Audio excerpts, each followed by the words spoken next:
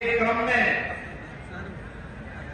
एक बार फिर से मुझे फिरोजाबाद की जनता जनार्दन से अपील करने के लिए आपके बीच में आने का अवसर प्राप्त हुआ है। बहनों और भाइयों, अब तक 2 चरणों में चुनाव संपन्न हुए हैं और तीसरे चरण में 7 मई को आपको भी देश के भाग्य के फैसले करने के लिए लोकतंत्र के इस महापर्व में सहभागी बनना है। बहनों भाइयों, 2 चरणों के चुनाव के रुझान बताते हैं। पूरे देश के अंदर अब तक 8 राज्यों में मैं भी गया हूं चुनाव प्रचार के लिए। एक ही स्वर गूंज रहा है और वह है फिर एक बार जोर से। आपकी आवाज जानी चाहिए। मैंने कहा ना, आपकी आवाज ऐसी जानी चाहिए सिरसागंज की आवाज की दिल्ली और लखनऊ तक जरूर पहुंचे। फिर एक बार मोदी सरकार। मोदी सरकार जनता जनार्दन नहाने के लिए इतनी उतावली क्यों है? जो यहां पे प्रोफेसर एसपी सिंह बघेल ने कहा, बघेल जी ने यही बात कही कि भारत की जनता कृतज्ञता ज्ञापित करती है। मोदी जी के नेतृत्व में पिछले 10 वर्ष के अंदर जो भूतपूर्व कार्य हुआ है, देश के सम्मान के लिए, देश की सुरक्षा के लिए, आतंकवाद और नक्सलवाद के खात्मे के लिए, विकास के लिए, गरीब कल्याण के लिए, इन सब के प्रति कृतज्ञता ज्ञापित करने का काम हो रहा है। बहनों भाइयों, आज तो मैं आपसे कहने के लिए आया हूं, यहां पर कांग्रेस और समाजवादी पार्टी का गठबंधन ने अपना प्रत्याशी उतारा है और बहुजन समाजवादी पार्टी ने भी अपने प्रत्याशी को उतारा है। मैं केवल आपसे एक बात कहना चाहता हूं कि बहनों और भाइयों, विकास अपना महत्व रखता है। लोगों के जीवन में खुशहाली लाने के लिए गरीब कल्याणकारी योजना भी आवश्यक है, लेकिन इस सबसे बढ़कर के आपकी सरकार आपकी आस्था का सम्मान करे, ये पहली बार देखने को मिला है। क्या कांग्रेस के लोग, सपा या बसपा के लोग अयोध्या में राम मंदिर का निर्माण कर पाते? क्या यात्रा पे भी भेज दिया गया? चले गए ना? अब मुझे बताओ, इस सपा बसपा के लोग क्या बात करते हैं? इनसे पूछना चाहिए, पहले इनसे पूछना चाहिए क्या होता था सपा की सरकार के समय, क्या होता था बसपा की सरकार के समय। ये वही लोग हैं जब राजूपाल की हत्या हुई थी। बहनों भाइयों, क्या राजूपाल किसी पिछड़ी जाति के परिवार का नहीं था क्या? और क्या उसको न्याय, उसके परिवार के लोगों को न्याय नहीं मिलना चाहिए था क्या? कहां थे सपा बसपा के लोग? और मैं इसीलिए आपसे पूछने के लिए आया हूं कि बहनों और भाइयों, कांग्रेस हो या सपा बसपा, ये सुरक्षा भी नहीं दे सकते, सुशासन भी नहीं दे सकते, आपका सम्मान की रक्षा भी नहीं कर सकते, विकास भी नहीं करा सकते, गरीब कल्याणकारी योजनाओं को भी आगे नहीं बढ़ा सकते। तो फिर इस बोझे को ढोने से फायदा ही क्या है? ये तो देश पे एक बोझा है। आने वाली पीढ़ी पोसेगी। कांग्रेस का घोषणा पत्र क्या कहता है? कहता है अल्पसंख्यकों को उनकी रुचि के अनुसार खान पान की स्वतंत्रता देंगे। बहनों और भाइयों, मैं पूछना चाहता हूं, ऐसा कौन सा भोजन है जो बहुसंख्यक समाज को नापसंद है लेकिन अल्पसंख्यक समाज को पसंद है? कौन सा भोजन है? केवल और केवल है बहुसंख्यक समाज भारत का कहता है कि गो मांस नहीं खाते, गौ हत्या को कतई स्वीकार नहीं कर सकता। लेकिन कुछ लोग हैं जो गौ हत्या को जानबूझ करके चिढ़ाने के लिए प्रश्रय देते हैं। क्या कांग्रेस को, सपा को इसलिए समर्थन देंगे क्या? क्या गौ हत्या को अब आगे बढ़ाने का काम करेंगे क्या? क्या ये पाप करेंगे क्या? अरे आने वाली पीढ़ियां कोसेंगी, दूसरे लोग में जो हमारे पूर्वज होंगे वो कोसेंगे कि क्या इनके पाप में कौन सी ऐसी मजबूरी थी कि अपनी पाप के भागीदार बन रहे हैं।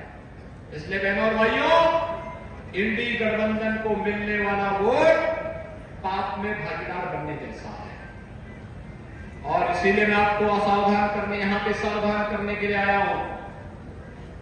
भारतीय जनता पार्टी पूरे देश के अंदर चुनाव लड़ रही है, और भारतीय जनता पार्टी आपको आत्मनिर्भर और विकसित भारत के साथ जोड़ने के लिए आई है। आप भी आत्मनिर्भर और विकसित भारत बनाना चाहते हैं? सभी लोग सहमत हैं? हमारा देश विकसित भारत होना चाहिए ना? हमारा सुरक्षित देश होना चाहिए ना? इसके लिए मोदी जी को तीसरा कार्यकाल देना होगा, और मोदी जी को तीसरा कार्यकाल देने के लिए ठाकुर विश्वजीत सिंह को फिरोजाबाद की सीट पर चुनाव जिता करके भेजना होगा। सहमत है? सहमत है? जिता करके भेजेंगे। सिरसागंज जिताएगा, जिताएगा, घर घर जाएंगे। 7 मई को चुनाव है और 4 जून को परिणाम आना है। बहनों और भाइयों, घर घर जाकर के मोदी जी का प्रतिनिधि बनकर के, योगी जी का भी प्रतिनिधि बनकर के, ठाकुर विश्वजीत सिंह जी स्वयं बन करके कमल छाप पर वोट लोगों को गिराने के लिए बोलेंगे ना? बोलेंगे? पक्की गारंटी? पक्की गारंटी है? तो मैं आप पर विश्वास करते हुए भाजपा के प्रत्याशी को फिरोजाबाद की जनता को समर्पित करते हुए आपको आश्वस्त करता हूं, आपकी सुरक्षा, आपका विकास और गरीब कल्याणकारी योजनाओं को वैसे ही हम एक नई और ऊंचाई पर पहुंचाएंगे जैसे फिरोजाबाद के ग्लास के उद्योग को हमने वैश्विक मान्यता दिलवाने में सफलता प्राप्त की है।